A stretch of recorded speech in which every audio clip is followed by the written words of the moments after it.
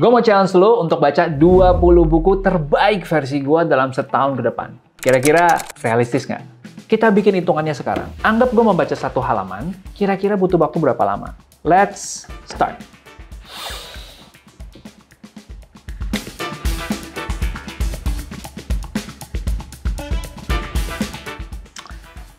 Dan jadi teman-teman, untuk nyelesain satu halaman, gue butuh sekitar 40 detik. Satu buku kurang lebih sekitar 250 halaman. Jadi kalau kita kalikan 20 buku, 250 halaman kali 40 detik, akan dapat sekitar 200.000 detik atau sama dengan 55 jam.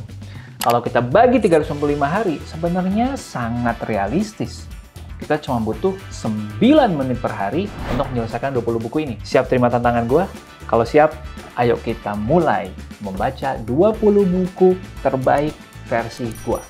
Tapi, karena channel ini juga bukan channel abal-abal, jadi rating 20 buku ini juga nggak ngasal. Ada 5 kriteria penting. Gua akan bahas secara mendalam, lalu di akhir nanti gua kasih tahu gimana caranya untuk join book club ini, dan kita bisa ngulik bersama. Let's start! Ini 5 variabel yang gua pakai. Satu, namanya impact. Buku ini udah ngubah hidup gue atau belum? Karena kalau belum, ya mungkin nice to have aja gitu. Yang kedua, lifetime value. Kira-kira buku ini dibaca lagi tahun depan, dibaca lagi 2 tahun ke depan, tetap bisa memberikan sesuatu yang baru apa enggak? Ya, menurut gue itu buku yang bagus tuh begitu. Tetap bisa kasih insights baru, bahkan udah lu 2-3 kali baca. Yang ketiga, packaging. Apakah desainnya menarik, fontnya enak dibaca, cara menulisnya nyaman gitu ya. Dan keempat, practicality. Ada tipe buku-buku yang ya udah berhenti di inspirasi aja gitu loh.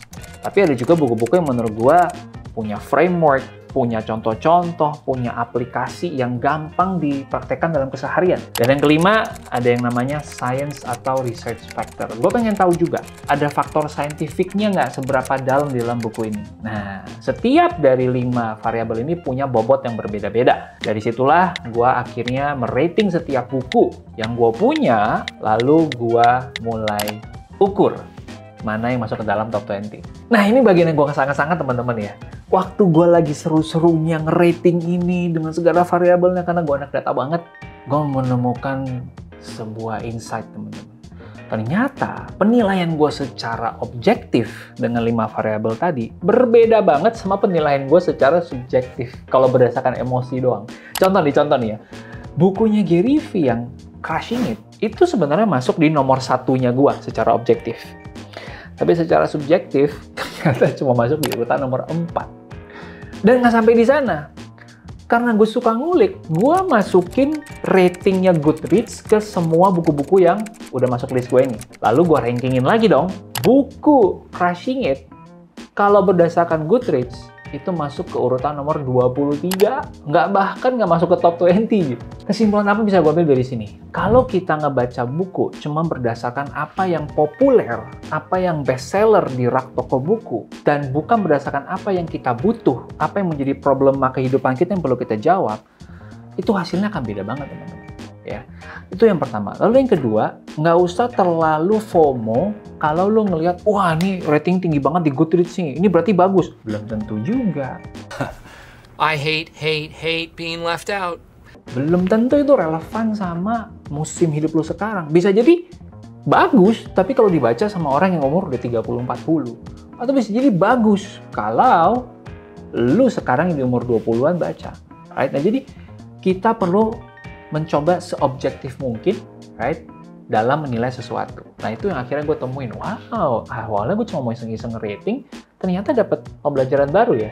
Oh man, I feel like wow. 20 buku yang gue bagikan nanti, teman-teman, gue akan kasih previewnya dalam 3 hal. Pertama, ide utama dari buku ini, kenapa dia menarik. 2, apa dampak buku ini dalam hidup gue. Dan yang ketiga, cocok untuk siapa. Nah, jadi gue nggak bilang teman-teman harus baca 20 buku ini sesuai urutan gue, tapi gue akan usahakan untuk mengkontekskan sesuai dengan kebutuhan yang berbeda-beda. Oke, kita mulai 20 buku ini dari sekarang. Semoga lu kuat.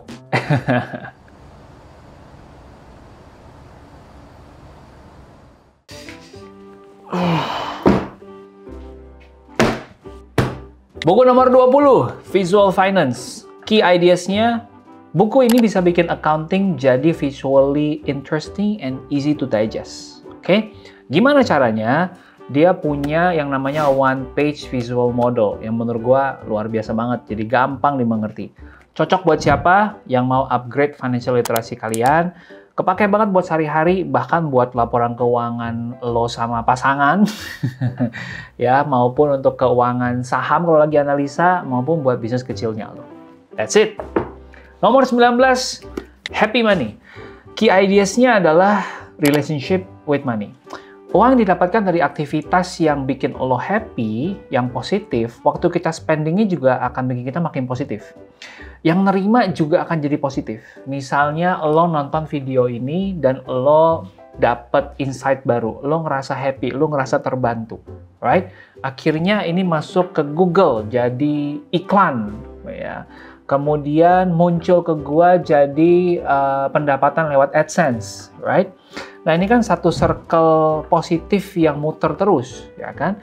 AdSense ini mungkin akan gua uangkan dan akhirnya menjadi salary, menjadi gaji dari tim, menjadi gear yang kita pakai. Dan ini akan semakin memutar relationship yang positif dengan uang. Buku ini ngebantu gua untuk paham diri. Oh, gua tuh punya isu masa lalu ya. Karena gue dididiknya nabung gitu ya, gue jadinya agak susah untuk self reward. Gue jadi anxious kalau tabungan gue di bawah angka tertentu. Dulu, sekarang sudah beres. Kan dulu, sekarang tidak. Setelah itu gue bisa nemuin solusinya. Buku ini cocok buat yang ngerasa bahwa lo gampang tergoda sama diskon, gampang tergoda sama promo, lo yang susah nabung, lo yang kalau mikirin uang tuh munculnya rasa was-was, rasa worry, rasa cemas, rasa takut bahkan, atau rasa benci. Sehingga lo menjadi anti kemapanan. Nah, this is the book for you. Urutan nomor 18, Writing Tools, 55 Essential Strategies for Every Writer. Idenya adalah menulis itu sekali, ngeditnya yang berkali-kali. Ini dikasih 55 strategi nulis supaya ngeditnya lo makin cangcing ya. Gue baca ini udah lama banget gitu, sampai gue udah hampir lupa isinya karena udah keseringan dipraktekin. Hasilnya apa?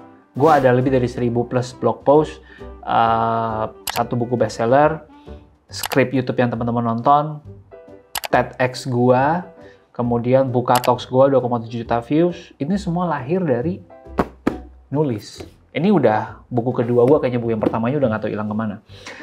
Nah, ini cocok buat siapa? Cocok buat semua orang menurut gue, karena semua orang harus bisa nulis. Mau nge-WA-in pasangan, mau nge-WA-in calon, nah, harusnya nulis ya, bagus tuh kan? Nah, nulis itu bukan hanya milik content creator, bukan hanya milik researcher, bukan hanya milik penulis buku. Nulis itu buat semua orang yang pengen menata pikiran. Ya, Neil deGrasse Tyson, seorang astrofisis yang gue suka banget, dia bilang, hardly any sentence in public comes out of my mouth unless I've written it down once before. Segala sesuatu yang gue omongin di publik, di TV, secara live, itu kemungkinan besar sudah pernah gue tulis sebelumnya dalam bentuk lain.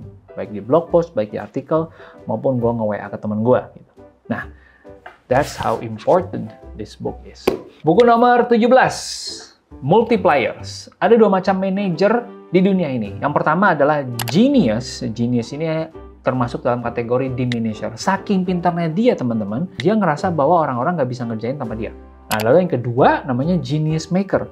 Orang yang dia pintar, tapi dia juga pengen ngajak orang untuk, ayo dong, jangan gue pintar sendiri, gitu ya. Ayo bareng-bareng, lo juga bisa pintar, lo juga bisa ngerjain. Nah, ini disebut dengan multiplier. Multiply, sehingga dia plus timnya plus orang lain bisa multiplikasi menghasilkan sesuatu yang lebih besar lagi.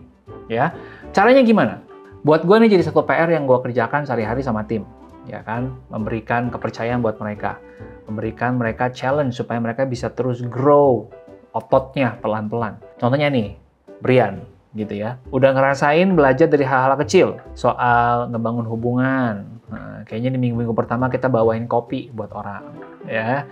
Kita belajar soal courtesy, kita belajar bisa bikin SOP sendiri untuk production team, right? Bentar lagi nih jadi bos nih, punya tim sendiri, ya.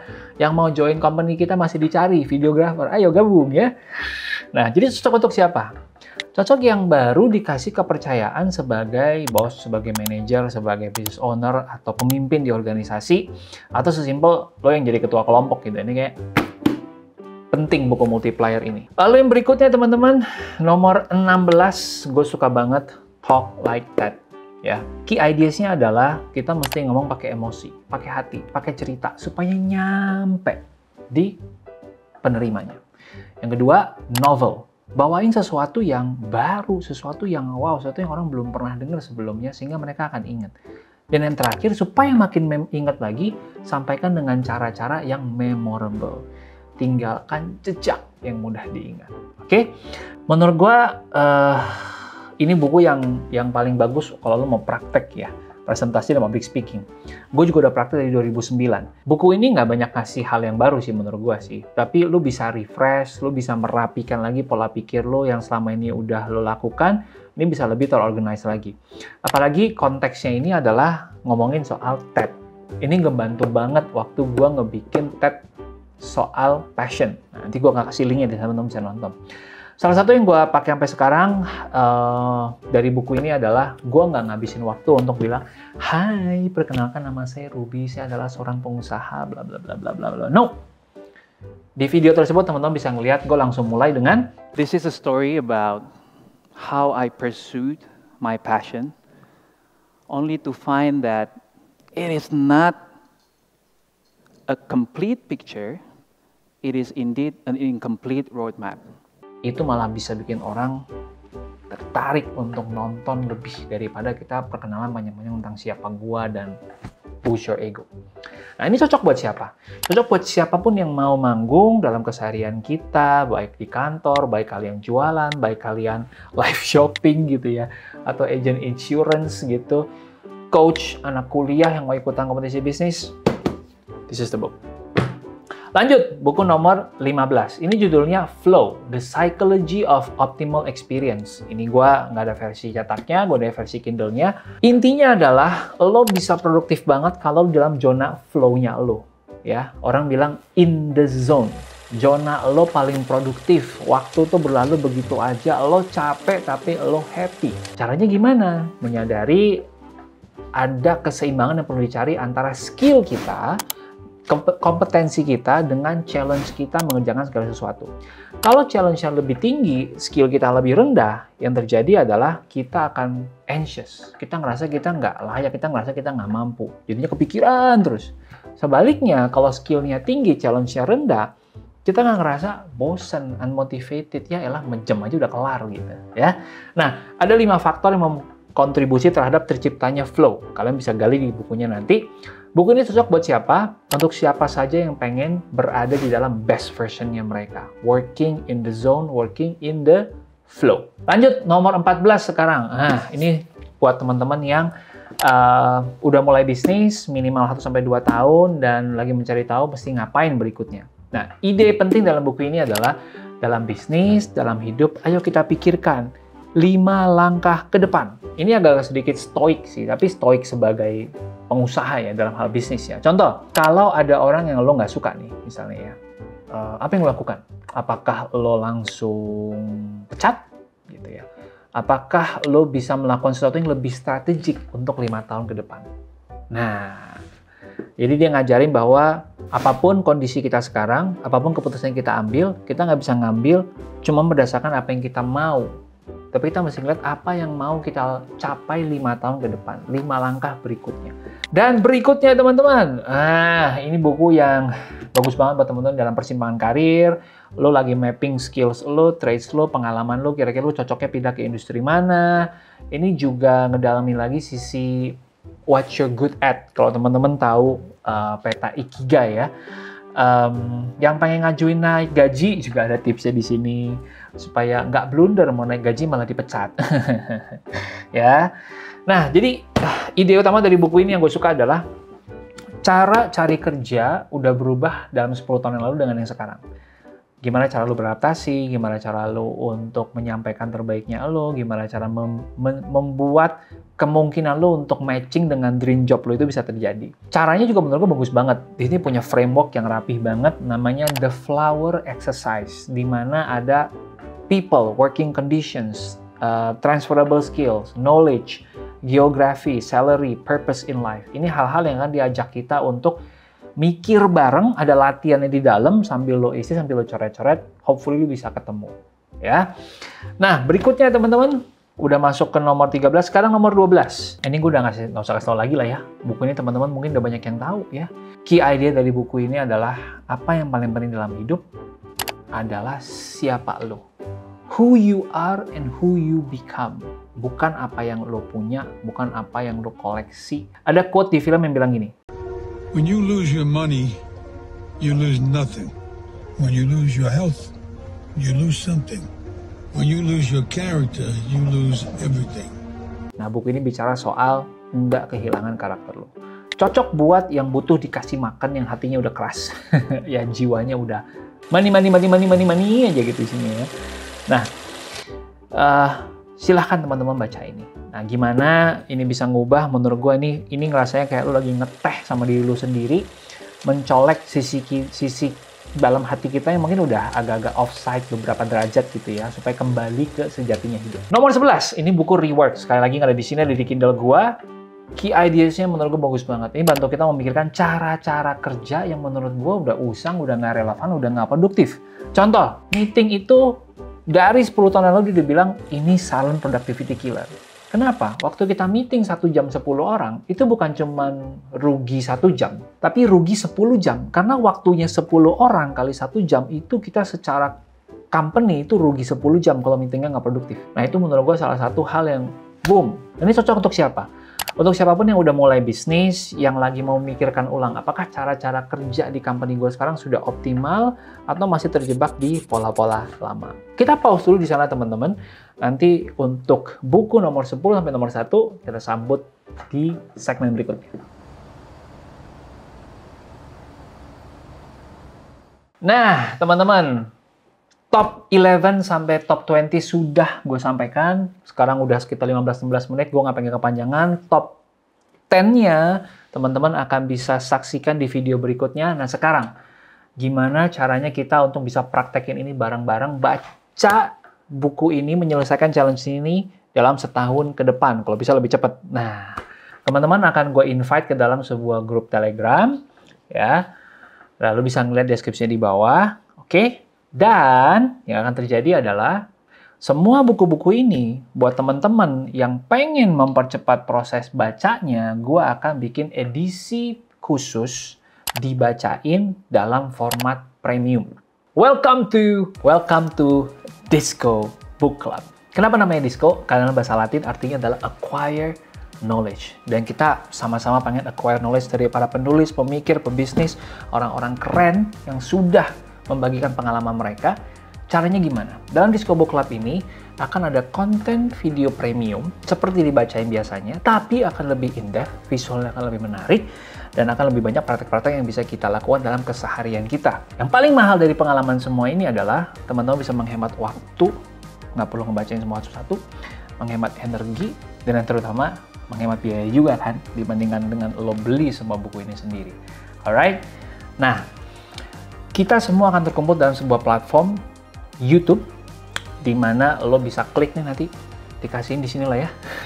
Bisa menjadi member, ada levelsnya, tergantung teman-teman memang butuhnya yang mana, tidak ada paksaan, silahkan pilih sesuai dengan kesanggupan teman-teman dan kebutuhan teman-teman. Buat yang pengen konten bacanya aja, udah ada tier yang paling basic, lalu yang pengen live stream bareng, dan beberapa fitur-fitur lebih lainnya, ada fitur yang lebih premium lagi.